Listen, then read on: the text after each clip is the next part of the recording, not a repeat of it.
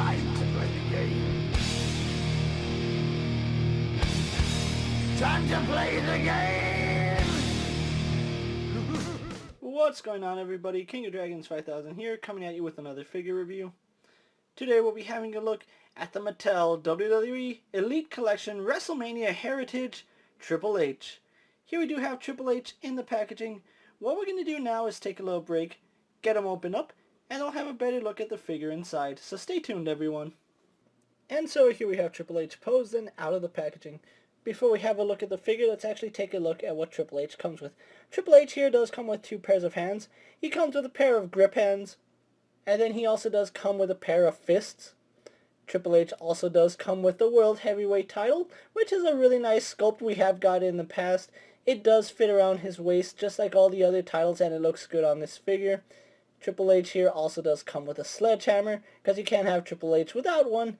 And then his final accessory is a bottle of water, which I'm really glad that they did include a bottle of water with Triple H. It looks really good, especially when you're reenacting his entrance. But anyway, that's all Triple H comes with. I don't know anything else you would want him to come with. So what we're going to do now is take a closer look at Triple H. And so here we have a closer look at Triple H. And if you're not familiar with this Triple H, this is actually the Triple H from WrestleMania 19 when he took on Booker T. Yes, that match, the match that people, I think, take out of context, and the match that had the ending where the pedigree took 20 seconds after hitting for the win. Let's not talk about the match, though. Let's actually just talk about the figure, and I have to say, really good job on this Triple H figure. One way I like to define my Triple H figures is the look on, well, pretty much his nose. Triple H really does have a massive honker here, and this figure is no different. This actually does have a really big nose. I don't know what it is, but Triple H without a beard, his nose just is bigger. Triple H really does need a beard because his nose looks absolutely ginormous without one. And it does look like Triple H from that match. We have a younger, still in shape Triple H. I really do like the way they made his hair droop down over his face. Really good job on his hair. It does look wet for some reason. I don't know if they're using the glossier rubber for his hair or what, but I do like the fact that his hair does appear wet in some places. Moving on to his ring gear, Triple H is sporting elbow pads. No logos, because he didn't wear elbow pads with logos at the time. You can see he does have his left hand right here with the 2 fingers taped and the wrist tape. And then he also has his right fist taped all the way. One thing you'll note is that the hinge here on Triple H is actually cast in flesh tone.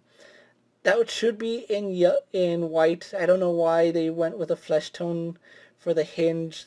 That would look better if it was actually white plastic. Moving on to his trunks, you can see he is sporting purple tights. This was during the time when Triple H wore different colors, and I really wasn't a fan of it. I know when he faced Scott Steiner, he wore red. Against Booker T, he wore the purple. And against Goldberg, he wore the compression shorts. So here's hoping we never get that figure with the compression shorts. The tights are done really well. You can see it does say the game on them, and it has his cross. Going on to his knee pads, he wore the really bigger knee pads. Still no design, because that's more of a modern Triple H thing. Moving on to his boots, we just have straight black laced boots, which Triple H didn't have any logos on during the match.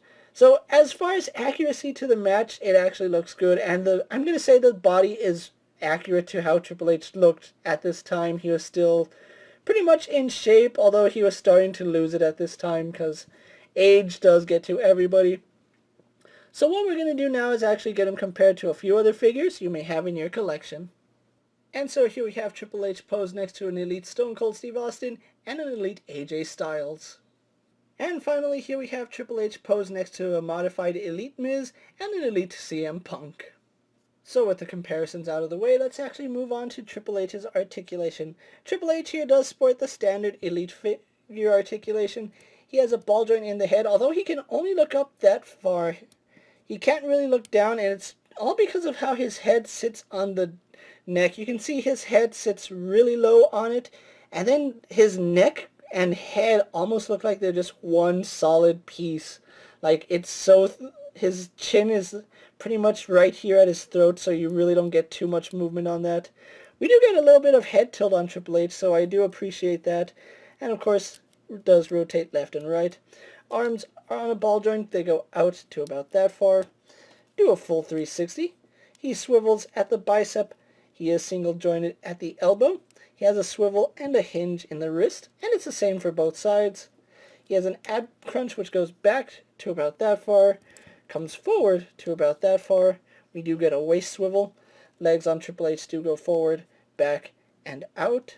He swivels at the thigh. He has a double bend in the knee. No problems there. We have a swivel in the boot. We have a hinge in the ankle which goes back and forward. And then we also do get some slight rocker ankle on Triple H. So it's nothing we haven't seen on Elite figures, but I am really glad that we still get the articulation.